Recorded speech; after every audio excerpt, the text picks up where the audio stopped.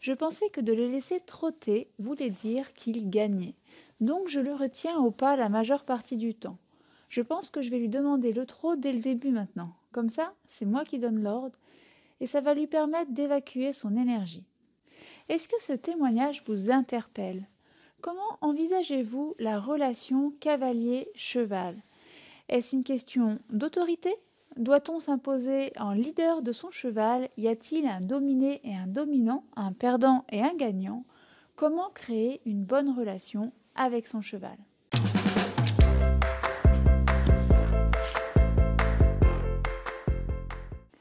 Bonjour les cavaliers, bienvenue sur Adada Mondadou, je m'appelle Aurélie Seguin, je suis monitrice d'équitation et sur cette chaîne on parle des émotions du cavalier, de techniques équestres et de psychologie du cheval.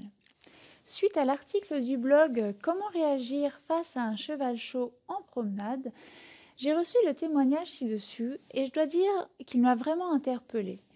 En fait, parce qu'il fait écho à tout un tas d'idées reçues et de pratiques courantes dans le monde du cheval qui, à mon avis, nuisent à la fois au bien-être du cheval et au bien-être du cavalier.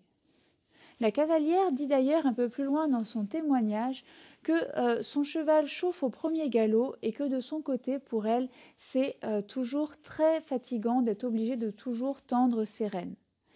Stress d'un côté, fatigue et culpabilité de l'autre, quel rapport doit-on créer avec notre cheval? Il y a des choses que tout le monde sait. Essayez de discuter à table des problèmes que vous rencontrez avec votre cheval. Vous trouverez toujours quelqu'un, cavalier ou pas, pour vous dire des trucs du genre montre-lui c'est qui le patron, c'est toi qui commandes, ne le laisse pas prendre le dessus, etc., etc. La relation avec le cheval est de fait placée dans une relation d'autorité descendante et de rapport de force. Il y a forcément un gagnant, le cavalier, et un perdant, le cheval, qui doit se soumettre aux ordres.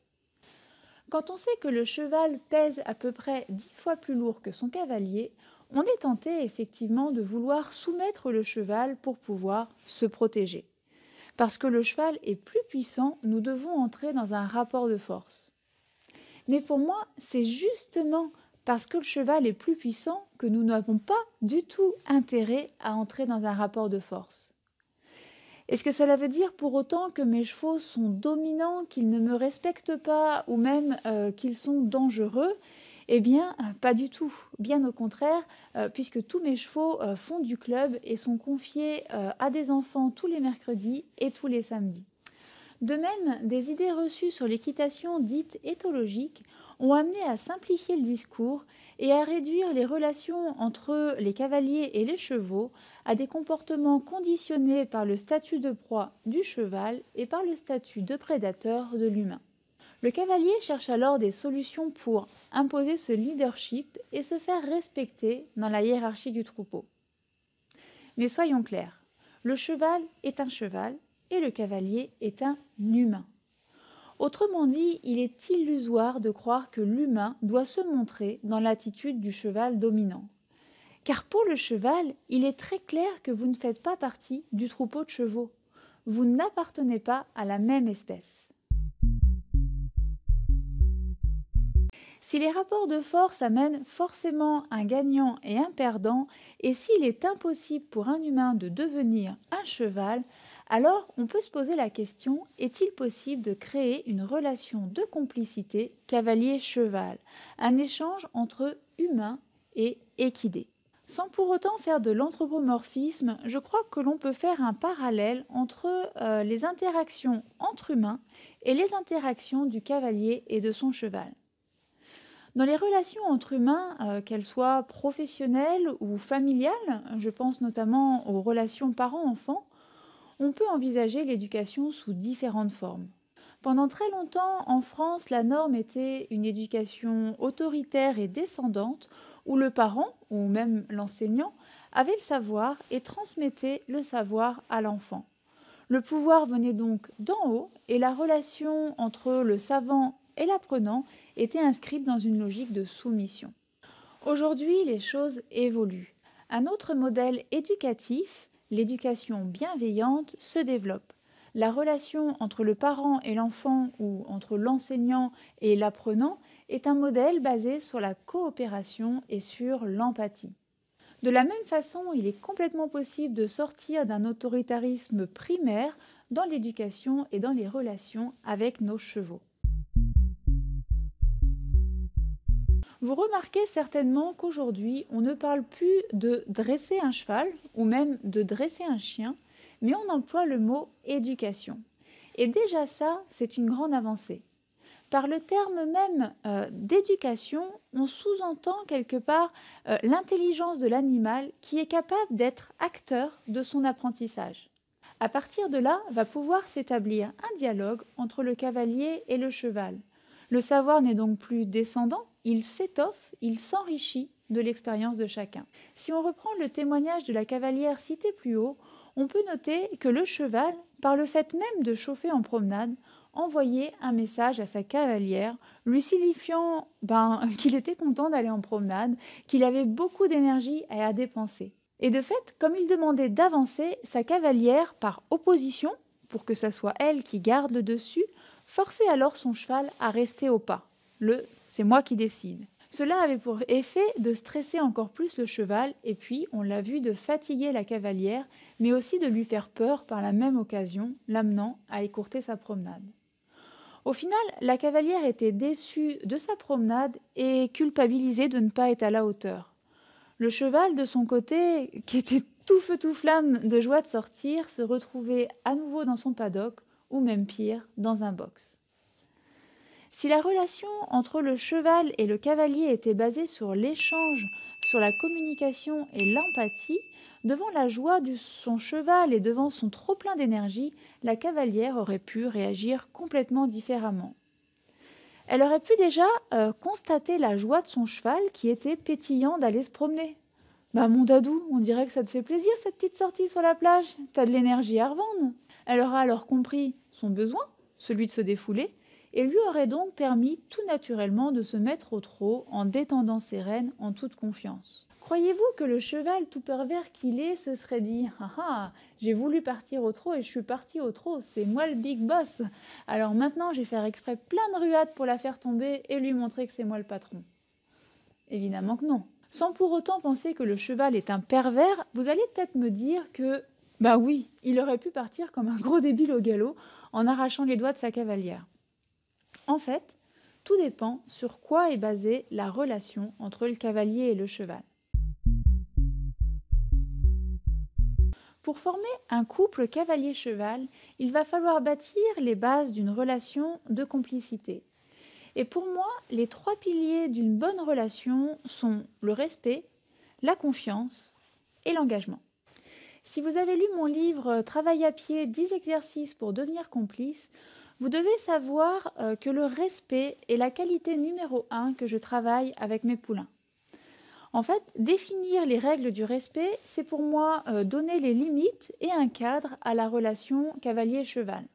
Et ça comporte 2 aspects indissociables, le respect du cheval envers le cavalier et le respect du cavalier envers le cheval. On le disait au début de cette vidéo, le cheval pèse près de 10 fois plus lourd que son cavalier.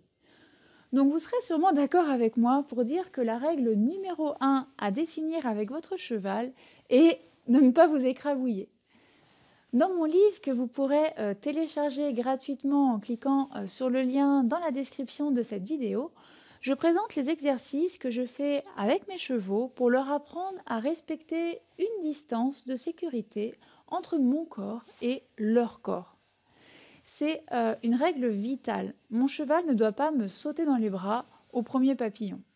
De la même façon que par empathie, j'adapte mon discours de monitrice d'équitation en fonction de la personne à qui je parle, que par exemple à un adulte ou à un enfant, eh bien, je vais faire la même chose pour mon cheval en utilisant un discours qu'il peut comprendre. Je vais donc utiliser au maximum mon langage corporel pour communiquer cette règle avec mon cheval.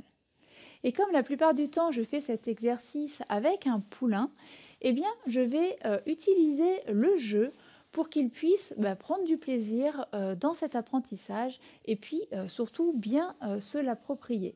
car cette règle, elle est la base en fait de toute la relation avec notre cheval. C'est donc une étape cruciale du prédébourrage. Au lieu de chercher un langage que mon cheval peut comprendre par le langage corporel, j'aurais très bien pu aussi lui hurler dessus et le cravacher pour lui montrer que je suis le big boss. Et soyons honnêtes, malheureusement, cette stratégie est largement répandue. Il faut voir les méthodes qu'utilisent les cavaliers pour faire monter leurs chevaux dans les camions. Donc admettons que je me fiche du bien-être animal et que ce qui m'intéresse c'est le pouvoir et la domination. Eh bien, qu'est-ce que je risque si je fais ça? Eh bien, la première chose, c'est que à chaque fois que je vais avoir un problème avec mon cheval, il va falloir que j'utilise encore plus de violence pour me faire respecter. Et la deuxième chose, c'est que dès que mon cheval en aura l'occasion, il essaiera de me fuir pour se protéger de mes coups. J'aurai donc du mal à l'attraper au champ, par exemple, ou à le travailler en liberté, jusqu'au jour où le cheval, excédé par mes violences, se retournera contre moi et me fera goûter à ses jolis sabots. Une fois le cadre des relations cavalier-cheval bien posé à pied et accepté de chacun, le cavalier devra étendre son cadre de respect aux relations montées. Le cheval a appris à respecter le cavalier à pied, il devra maintenant apprendre à respecter ses aides à cheval. Réagir à une pression des jambes pour avancer, réagir aux mains et au poids du corps pour s'arrêter. C'est le travail de la période de débourrage. On a souvent tendance à réduire cette période du débourrage à l'acceptation du poids du cavalier. Pour ma part, la période du débourrage inclut aussi la réponse aux aides du cavalier. Parce que répondre aux aides du cavalier, c'est pour le cheval comprendre les intentions que lui communique le cavalier et y répondre. Dans le travail à pied, le cavalier a utilisé le langage corporel du cheval pour communiquer avec lui. Dans le travail monté, ce sera au cheval d'apprendre à décoder le langage du cavalier, à savoir ses aides, et d'y répondre. C'est ainsi que commence un vrai dialogue avec le cheval où chacun apprend à utiliser le langage de l'autre pour communiquer. Mais vous allez me dire que dans les deux situations que je vous ai présentées, le travail à pied et le travail monté, le cheval n'a rien demandé et qu'on ne peut pas vraiment parler de dialogue parce que le cheval n'étant pas force de proposition. Pour autant, le cheval ne pourra respecter les demandes de son cavalier que si lui-même est respecté dans ses propres demandes. Et la première de ces demandes est effectivement le respect de ses besoins physiologiques. Alors, quels sont les besoins physiologiques du cheval? Avoir de la nourriture en quantité, adaptée à son système digestif, avoir de l'eau propre à volonté. Le cheval doit aussi pouvoir interagir librement avec ses congénères et avoir avec eux des relations tactiles qui sont absolument essentielles à sa santé mentale. Enfin, le cavalier doit veiller à lui procurer un environnement propice pour son repos. Le cavalier doit aussi respecter l'intégrité physique et psychique de son cheval au travail. Cela veut dire avoir une attention particulière à ne demander au cheval que des exercices que son âge et sa morphologie lui permettent. Par exemple, ne pas attendre d'un cheval de 3 ans qu'il ait un galop rassemblé. D'arrêter le travail lorsque le cheval communique au cavalier sa fatigue. Et à l'inverse, prendre en compte le fait que le cheval n'est pas sorti depuis un moment et qu'il ait un trop-plein d'énergie. Par exemple, si vous avez la chance d'avoir à la maison un petit pur sang arabe de 5 ans et que vous ne sortez qu'une fois par mois pour une promenade au pas, il y a une discordance entre le physique de votre cheval et le travail que vous attendez de lui. Le respect, c'est aussi savoir écouter l'envie du cheval. Si par exemple vous avez envie de travailler à pied en liberté avec votre cheval, cela va demander une grande connexion entre vous deux. Et il se peut que le cheval n'en ait pas envie. Peut-être est-il intéressé aujourd'hui par les juments au paddock d'à côté. Peut-être qu'il a des courbatures liées à sa dernière séance. Peut-être qu'il est malade. Finalement, peu importe. Le cavalier propose et le cheval ne répond pas. Et ça arrive. Et c'est pas la fin du monde. Il vous arrive à vous aussi d'être moins disponible. Et ce n'est pas parce que votre cheval n'est pas connecté avec vous aujourd'hui qu'il n'y sera pas demain. Mais le problème, c'est que souvent le cavalier prend cela comme un affront. Le refus du cheval, en fait, influe sur l'ego du cavalier. Et tout ça, ça engendre un cocktail d'émotions négatives comme la colère ou le sentiment d'infériorité ou encore le rejet. Ne prenez donc pas les choses contre vous. Le cheval ne refuse pas l'exercice contre vous, il le refuse pour lui. Si votre séance ne se passe pas aujourd'hui comme vous voudriez et si vous sentez que cela vous frustre, alors arrêtez maintenant avant de faire des bêtises. Vous reprendrez votre séance demain. La confiance est aussi essentielle pour avoir des relations cavalier-cheval de qualité. Le cavalier doit pouvoir avoir confiance en son cheval et le cheval doit pouvoir avoir confiance en son cavalier. Si comme la cavalière mentionnée plus haut, vous avez un cheval qui déborde d'énergie et qui ne vous demande qu'à avancer, de partir au trot et au galop, savoir répondre à sa demande et ouvrir les doigts sur le renne est essentiel. En faisant cela, vous lui dites que vous avez entendu et compris son besoin et que vous lui faites confiance. Vous avez appris à votre cheval à respecter vos aides. Donc il n'y a aucune raison que lorsque vous le faites partir au trot, il vous arrache les rênes et parte au galop. Bien au contraire, votre cheval va s'apaiser puisque vous lui donnez l'opportunité de combler son besoin et d'évacuer son trop-plein d'énergie. De la même façon, le cheval doit pouvoir avoir confiance en son cavalier. Imaginez que vous êtes en promenade avec votre cheval et que vous avez à passer sur un petit pont de bois et que votre cheval a peur. Vous allez lui demander de passer quand même. Vous allez utiliser votre voix, votre assiette, vos jambes. Mais si jamais le pont n'est pas solide et que votre cheval passe un sabot au travers, vous pourrez être sûr qu'il ne vous fera plus confiance. Donc il est essentiel de ne demander au cheval que des choses qu'il est capable de faire et qui ne le mettront pas en danger. Le troisième pilier de la relation cavalier-cheval est à mon avis l'engagement. Alors, qu'est-ce que j'entends par engagement ? Eh bien, la constance de la relation, la recherche d'épanouissement et le dévouement. La constance de la relation, c'est le fait d'aborder le cheval et son travail toujours de la même manière. Ce n'est pas parce que vous avez eu une mauvaise journée ou que votre petit ami vous a quitté que vous devez pour autant changer votre comportement avec votre cheval. Si le cavalier se laisse déborder par ses émotions, le cheval ne pourra pas le comprendre. Ça demande un certain self-control, une capacité du cavalier à prendre sur lui pour ne pas laisser la colère, la tristesse ou le stress prendre possession de sa relation avec le cheval. Typiquement, si vous êtes stressé par le fait d'aller en concours, ou pire encore que vous êtes déçu par votre mauvais classement et que vous vous en prenez au cheval parce qu'il refuse de monter dans le vent, vous détériorez les deux piliers précédents, à savoir le respect et la confiance. De même, dans les exercices proposés au cheval, le cavalier devra toujours rechercher l'épanouissement de celui-ci.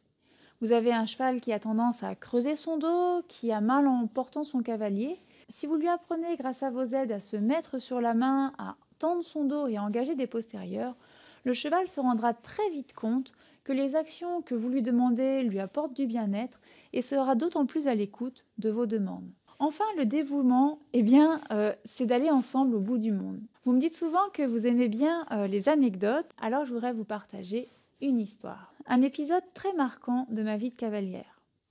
Un jour, j'accompagnais un groupe de cavaliers sur une randonnée de plusieurs jours. La 5e journée était une très grosse étape, beaucoup de kilomètres, avec beaucoup de dénivelé et en plus de ça, une chaleur étouffante. Vous rajoutez à cela un chemin bouché qui nous oblige à faire demi-tour et à contourner sur des kilomètres. Et pour finir en beauté, le gérant de l'étape qui m'appelle en me disant que si nous ne sommes pas arrivés à 19h30, il ferme et personne ne sera là pour nous accueillir. Vous imaginez un peu mon état de stress. J'avais pas le choix, il allait nous falloir trotter pendant un bon moment pour arriver à l'heure à l'étape. Sur cette randonnée, je montais Pendjab, donc mon poney français de selle. Et au bout de quelques temps, j'avais beau serrer mes jambes, l'encourager avec la voix, je sentais que cela devenait beaucoup trop difficile pour lui. Alors je me suis arrêtée, je suis descendue et je me suis mise à courir devant lui pendant plusieurs kilomètres. Eh bien, figurez-vous que j'ai vraiment senti quelque chose qui avait changé dans son regard et dans son comportement. Et quand à mon tour, j'étais épuisée et que j'en pouvais plus de courir, je suis remontée dessus et il est parti de plus belle. Et j'ai vraiment eu la sensation que quelque part, il était reconnaissant de ce que j'avais fait pour lui. Maintenant, je sais que si je lui demande de partir au bout du monde, on irait ensemble. Enfin, je dirais que pour construire une belle relation cavalier-cheval, c'est comme tout, il faut attendre que le temps fasse son travail. Les années rendent la relation solide, tout simplement comme dans les relations entre humains, Avec le temps, la relation avec le cheval et le cavalier va devenir de plus en plus solide. On se découvre petit à petit et puis au bout de quelques années, eh bien, on connaît l'autre par cœur. Enfin, je dirais que la clé pour former un couple cavalier-cheval, eh bien, c'est de passer du temps ensemble, mais sans réduire la relation au travail. Aller voir son cheval chaque matin pour passer du temps avec lui, sans l'objectif de lui apprendre quelque chose, juste en partageant du temps avec lui. Je conseille souvent à mes cavaliers de s'asseoir dans le pré et d'observer leur cheval vivre sa vie de cheval, c'est-à-dire manger, se déplacer, jouer, dormir. Et puis aussi de passer du temps à lui faire des gratouilles ou par exemple juste à l'emmener brouter en main. C'est des petits moments de vie qui n'ont l'air de rien du tout, mais qui en fait font toute la beauté de la relation entre l'homme et le cheval. Alors pour résumer cette longue vidéo, je dirais que la relation cavalier-cheval n'est pas une question d'autorité descendante et que la complicité naît de l'écoute mutuelle, de la bienveillance et de la communication. Tout cela s'inscrit dans une relation de confiance basée sur le respect, l'engagement et l'écoute. Le couple cavalier-cheval se forme et se consolide dans le temps par des moments partagés de la vie quotidienne, mais surtout par l'écoute des besoins de chacun. Je terminerai cette vidéo par une citation de Nuno Oliveira qui disait « Faites du cheval un compagnon et non un esclave et vous verrez quel ami extraordinaire il est ». Si cette vidéo vous a plu et a fait écho à votre philosophie équestre, pensez à la partager avec vos copains et copines du cheval et à me partager vos expériences dans les commentaires. Allez, bis à vos dadous et à la semaine prochaine.